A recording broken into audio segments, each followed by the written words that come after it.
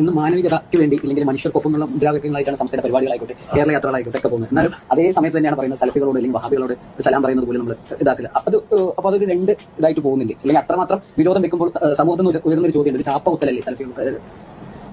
നിങ്ങൾ നോക്കിയിട്ടുണ്ടോ, ഇവിടെ കോൺഗ്രസിൽ നിന്ന് സസ്പെൻഡ് ചെയ്തു, CPM ൽ നിന്ന് സസ്പെൻഡ് ചെയ്തു, ഇങ്ങനെ പല രാഷ്ട്രീയ പാർട്ടികളും അവരെ സജീവ പ്രവർത്തകന്മാരെ സസ്പെൻഡ് ചെയ്യുന്നുണ്ടല്ലോ.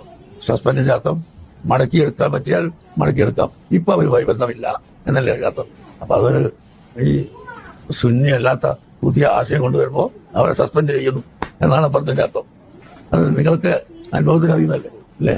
ഇപ്പൊ CPM എത്ര ആളുടെ സസ്പെൻഡ് നിൽക്കുന്നത്, CPI എത്ര ആൾ സസ്പെൻഡ് ചെയ്തു, മുമ്പ് മന്ത്രിയായിരുന്ന ആളുകൾ വരെ സസ്പെൻഷൻ അല്ല ഉള്ളത്.